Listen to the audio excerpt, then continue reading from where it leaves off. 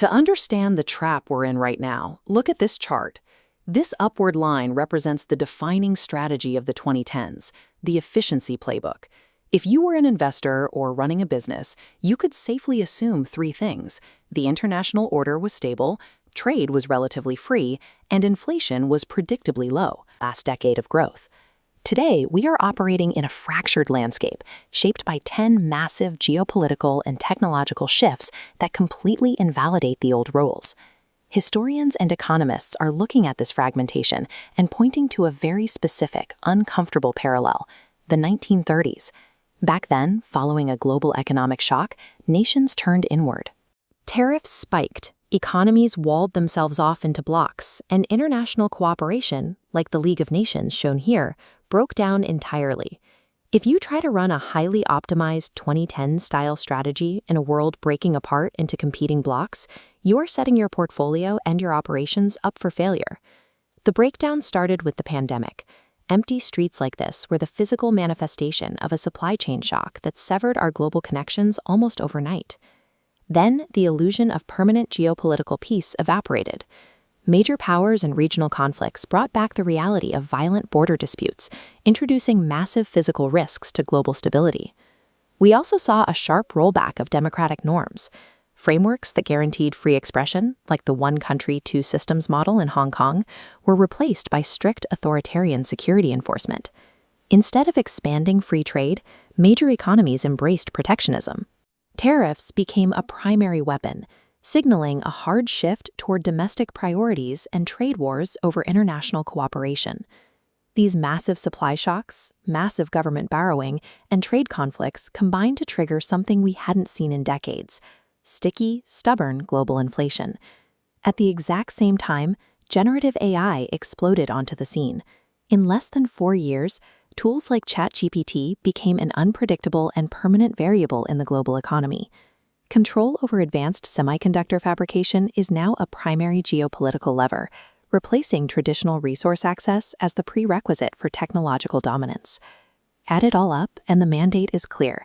Surviving this decade requires abandoning the old pursuit of pure efficiency and actively building a mindset of resilience. Let's map out this shift. This matrix compares old strategies to new realities. In the 2010s, the goal was single-source optimization, reliant on China to keep costs low.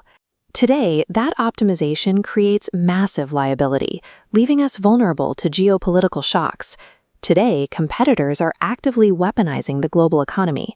When critical maritime choke points are threatened, like we've seen with shipping routes, physical assets get stranded and global supply lines break.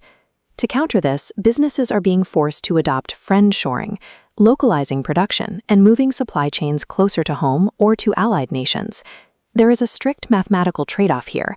Redundancy and domestic production inherently cost more. You are buying operational security, but you are paying for it with higher baseline expenses.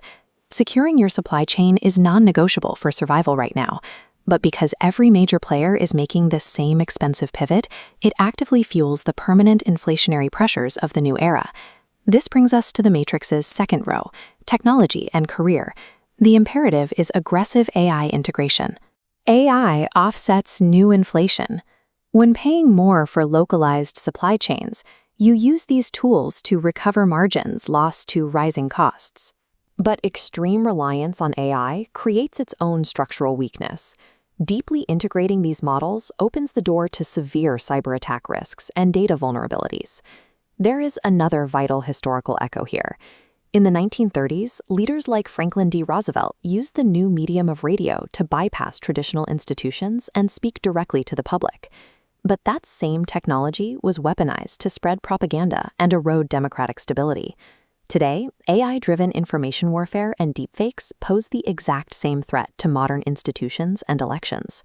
Furthermore, advanced models like Claude Mythos don't exist in a vacuum.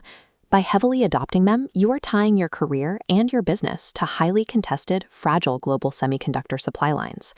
Adopting AI offers a path to defend margins against the higher costs of localized supply chains, but it forces you to become an active defender of your own cybersecurity and information integrity. This leads to our final row: macro risk. The old habit was domestic blindness, focusing on local indicators while ignoring global geopolitics. That is no longer an option. We're entering an era of global boiling, with disaster costs directly impacting physical assets. And as the UN has warned, the international cooperation needed to coordinate a response to these climate shifts is actively breaking down. At the same time, the axis of global power is shifting. The expansion of alliances like BRICS across the global south proves that the world's economic engine no longer revolves exclusively around Western advanced economies. This creates a very difficult geographic trade-off. Moving your capital to politically stable, climate-resilient zones protects your baseline operations, but you sacrifice exposure to the fastest-growing non-Western markets. In a multipolar world facing volatile climate realities, passive geographic allocation is dead. You are effectively gambling your capital against physical realities if you don't actively manage these macro risks. This chart identifies who will fail and thrive over the next 3 years. We map reliance on global order against AI and tech integration. Down here in the bottom right is the vulnerable legacy operator. If your business model still relies on the frictionless movement of physical goods, cheap overseas labor, or the low interest rates of 2018, you are in the danger zone. You have to pivot immediately or face structural collapse. The winning position is up here in the top left, the tech optimizer. By shifting their revenue toward digital value, these optimizers reduce their direct exposure to physical shipping blockades, even as they increase their long-term reliance on specialized chip-making infrastructure.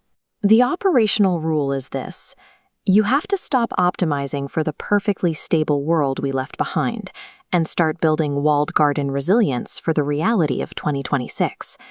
The parallels to the 1930s are undeniable. The tariffs, the media manipulation, the fracturing of alliances, it's all happening. But the tragic ending of that decade is not locked in for ours. If nations and businesses retreat into extreme isolationism and fail to adapt to this technological shift, the worst parts of history will repeat themselves. We have 3.5 years left in the 2020s. This narrow window will decide whether this decade is remembered for systemic collapse or as the moment we retool to survive. Unlike the 1930s, we now possess advanced data networks and intelligent tools capable of coordinating massive global supply shifts. We have the technology to manage the chaos. Acknowledging the fracture is the first step. Transitioning from an efficiency playbook to a resilience playbook represents a calculated shift towards survival in a decade where the old rules no longer apply.